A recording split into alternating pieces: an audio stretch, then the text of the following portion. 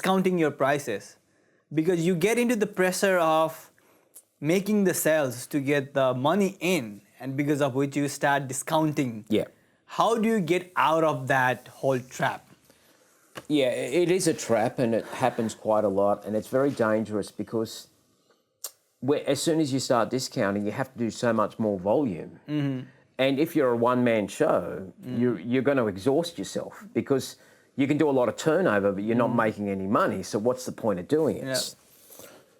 The best way I've seen to do it is, first of all, you have to enhance your marketing. Mm-hmm. You actually have to understand that people are not buying the product, they're buying value for money. And value for money is benefits over price. Mm-hmm. So you've got to increase the benefits of your product and service. So people look at you and they go, wow, that's so good value for money. Mm-hmm. But if you don't show the value for money, if you don't show the marketing, you don't show the differentiation, everyone just views you as a commodity. Mm-hmm. For example, you're a photographer. Yeah. So they would just then compare you with another photographer. Mm-hmm. But if you are able to enhance your website, your testimonials, your credentials, your everything about you, and you can show them the value proposition of working with you, and even doing that in your quote, saying this is the value and this is what we deliver, then they look at that and they look at 2 or 3 different other quotes that don't have all that sizzle, but just put the price, and you've got all that sizzle, and yours is 20% more, but they see the value in yours because the value is in the sum, not just the price. Yeah.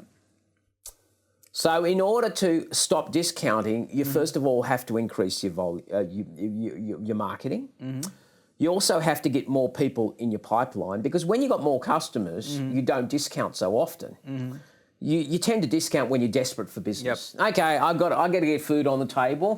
So what do? Oh, I don't have a lot of leads at the moment, so I'll give this guy a deal because we need the money. Yeah. And that starts a cycle. Yep. And then they give you a referral, and they give you a referral for somebody who else wants a discount. Exactly. Because they're friends like them. Yep. Okay? Yep, that happens. Because we tend to have tribes. Yep. And everyone who's got a discount mentality, they'll speak to other people, say, oh, ring him up. He's got really good prices. So straight away, they're saying, I hear you got good prices. Yeah. Oh, I don't want good prices. You got to change your mindset from just doing it as a job and giving discount to like, what value are you giving to them? Correct. And if you don't believe in that value, no one else is going to. How do you figure out your values then? You've got to establish what is your unique selling proposition, your unique buying advantage.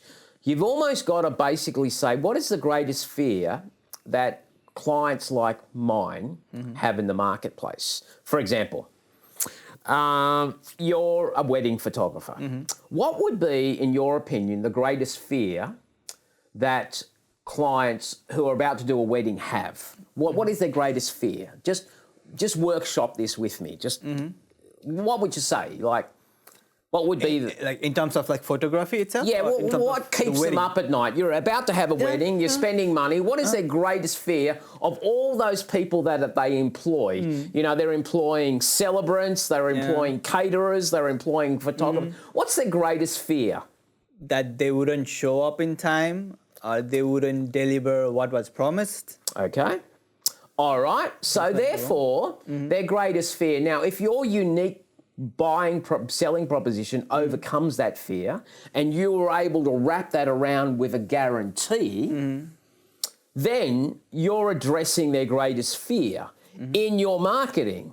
So what you're saying to us is, sir, before we start, let me show you our 5-point promise. And if we don't deliver these things, we will actually give you our services free of charge. Straight away, they're going, this guy's amazing. He's like, he knows my greatest fear and he's overcoming it in his presentation. That is your value proposition. Makes sense. So somehow I got to figure out how to solve that fears that people will have throughout the wedding. For your target market. Yeah. So ultimately, the people that are having, because you think of it, a wedding's a big deal. They usually, you know, I've got my cousin doing a wedding, and they've been planning this wedding for about 2 years. And I think they put more emphasis on the wedding than anything else because, anyway, and they're putting all this effort into it. And they're making, it's a really big deal to a lot of people. It is. It is a huge deal. And it's almost like the perfect day. And the last thing I think you want is something to get messed up. You want to make sure a service provider delivers what they say, is hassle-free, turns up on time, and basically communicates with you so you effectively don't actually have to get involved. Because you've got so many other things going on at the moment, you just want somebody you can trust. Yep. And I'm actually happy to pay $300, $400, $500, $1,000 more for that because that's called peace of mind. Yeah. Because if I go down the cheap route, I'm going to myself, well, cheap might be cheap service too. Yep. It might be cheap delivery. It might be inconsistency. And that's okay, but realistically, at that stage, people only get married once. Yep. Why would you compromise on photography for an event that you'll show thousands of people? You'll have albums to show your children. You will actually, and why would you go down the cheap and nasty route for something like that? You gotta show that. I'm going to write exactly what you said. I'm going to write those things down. Why would you? Have you ever been to a person's place and they've opened up the photographs? Yeah. Usually they'll show you photographs 30 years ago of their wedding. Of course. So it's not like you don't show these photographs. You use them all the time. They're probably the most valuable photographs you've got on top of your children. Why would you compromise? Of course not.